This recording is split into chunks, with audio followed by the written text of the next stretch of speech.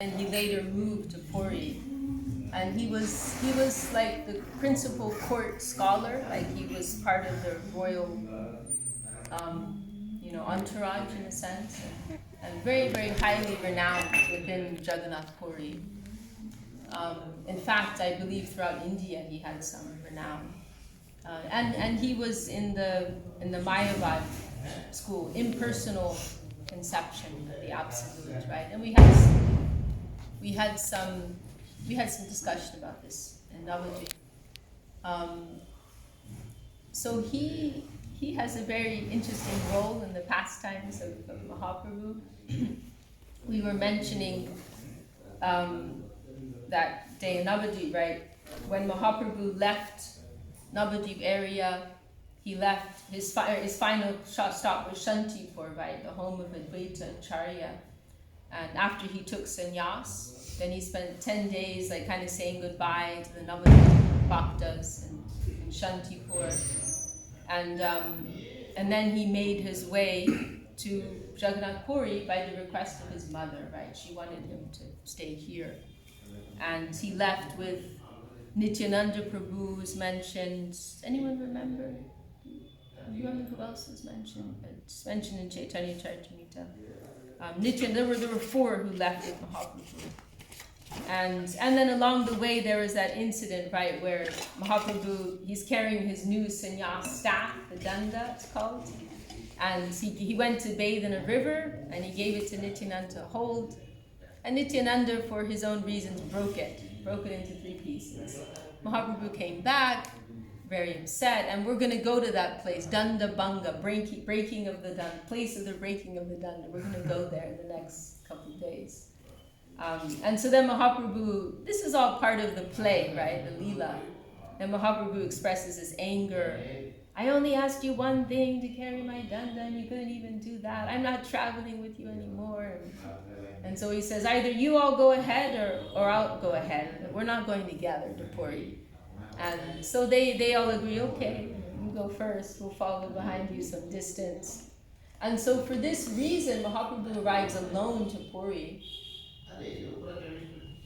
Immediately goes to the Jagannath temple to have darshan of Lord Jagannath, goes into this ecstatic state, showing all these symptoms, fainting, crying, trembling, hair standing on end, and the pandas, the priests in the temple, they think he's just some crazy, sentimental, fool, and they're like ready to beat him and throw him out of the temple. Fortunately, Sarvabhauma is there, and Sarvabhauma can recognize these are symptoms of divine love described in the scriptures. And so because he has this position in Puri, everyone listens to him, and so he takes Mahaprabhu, and Mahaprabhu's unconscious. And we've just seen here, there was this underground tunnel. That's amazing, I never heard about that. There's this underground tunnel that comes from the Jagannath temple to here, to his home. So he carried Mahaprabhu through this tunnel, holding him in his arms. Perhaps he had some help. And then tends to his divine form in his home here for some time till Mahaprabhu comes to consciousness. And Sarvabhauma, he immediately feels this paternal affection and care for Mahaprabhu, and he's concerned because Mahaprabhu is this beautiful young sannyasi, and it wasn't traditional for a young man to take sannyas. So how's he going to be able to maintain sannyas life? He's so young and beautiful. And so he's thinking, how can I help him become firm in his sannyas? And that's when he comes up with the idea to instruct him in Vedanta. Hare Krishna. You know some English? Little, huh? Where are you coming from? You live here? Or you're okay. Okay, from Orissa, not Puri. No, we are from Ganjam district. Oh, you're coming for pilgrimage. Oh, very nice. Gaudiya Bhakta? Gaudiya Bhakta? Gaudiya Vaishnava? Oh, okay.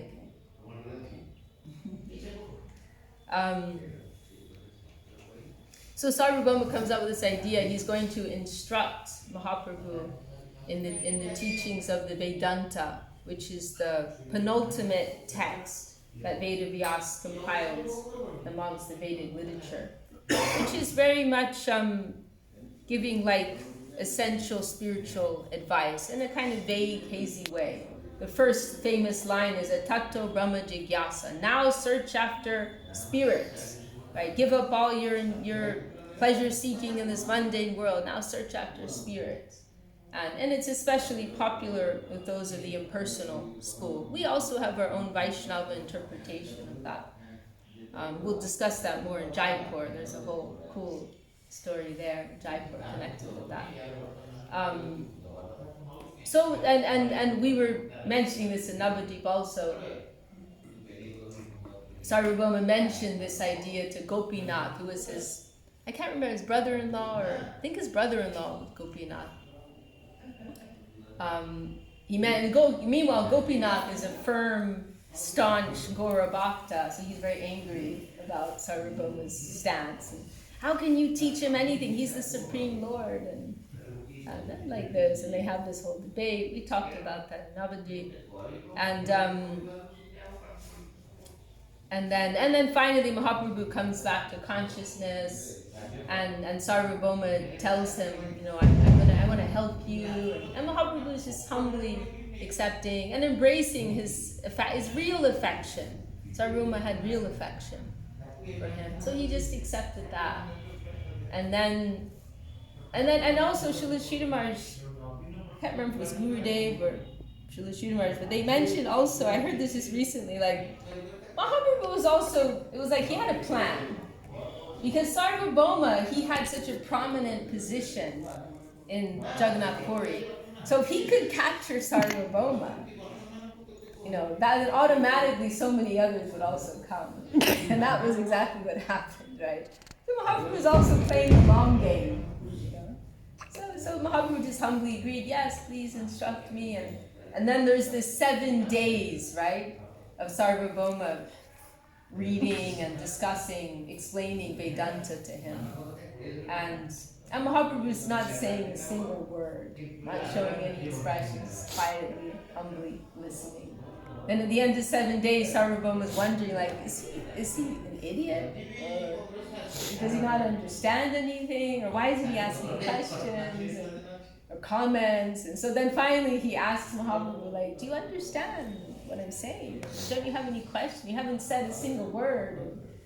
And then Mahaprabhu says, just matter of fact, to be frank, the verses of the Vedanta are themselves very clear, like bright sunlight. I can understand easily. But your explanations are like these clouds that are obscuring that bright sunlight. Your explanations are just making it all very complicated and very confusing. And Sarvabhauma was kind of like taken aback, and so who is this man?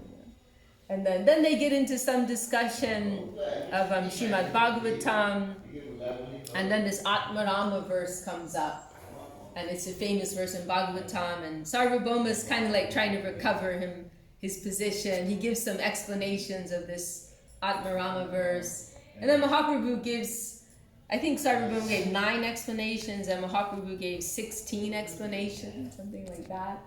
And then Sarvabhauma was like, again, like, whoa, like, who is this guy? Like, this isn't an ordinary man. And then I believe that night, I don't remember how it happened. Maybe he had the Sadbhuj vision at that time. And maybe he also had a dream. There was some revelation that came, a dream of the Sadbhuj, was it? I think so. He personally revealed to him. He personally shows. Yeah. Right. I think here in this place. Must have been. Because there they have the... That's the form, huh? He's just wearing a cloth, I guess, because he's called.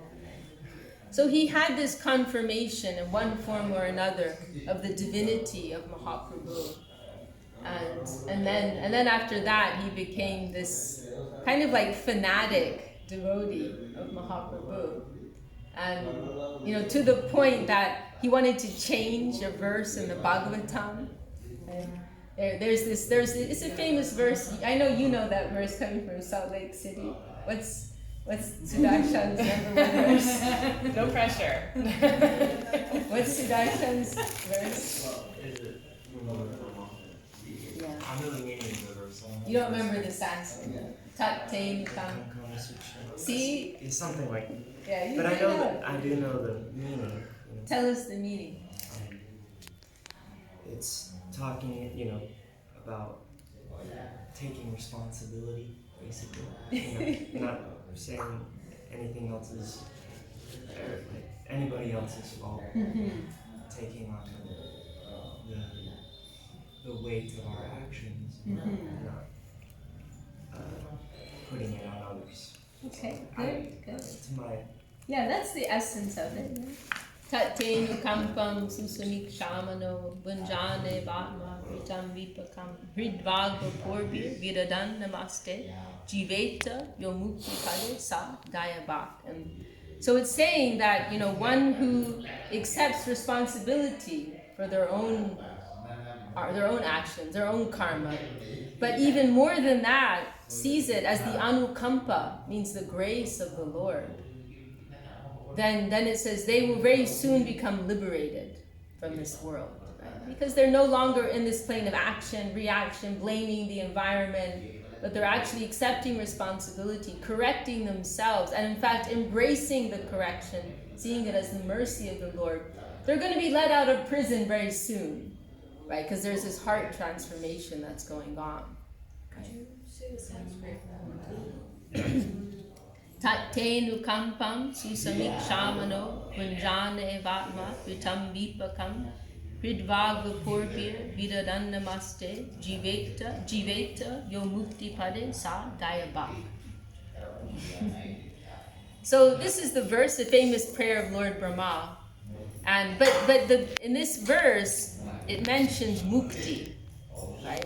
Mukti. That this mukti means liberation. The verse is saying this person will be soon liberated from this world. So Sarvabhauma, he took issue with this. Because he became such a fanatic devotee, the thought of liberation became very distasteful to him. And normally, those of the impersonalist school, Mayavadis, they're all about mukti. It's all about it. Like in Buddhism also, the whole goal is moksha, right? Liberation. That's what it's all about. So Sarvabhauma, he was a little upset, and he brought this point to Mahaprabhu, saying, we should change it. Why are we interested in mukti? Devotees are afraid when they hear the word mukti. We're not interested. Mukti is like a kind of spiritual suicide. We're just like merging into this oneness, and there's no connection with the Lord. There's no service, and so he suggested we change it to bhakti. Yo bhakti pade sadaiva. That they will very soon achieve devotion. That was how we wanted to change it. And he brought this point to Mahaprabhu. Mahaprabhu was laughing, and Mahaprabhu was so happy. And then he said, I appreciate your mood, Sarvabhauma, but we don't need to change the Bhagavatam. We don't need to go that far. And then Mahaprabhu also made the point that actually the deepest understanding of liberation is a devotional relationship with the Lord. Right? Swarupe Muktir, there's one statement in the scripture.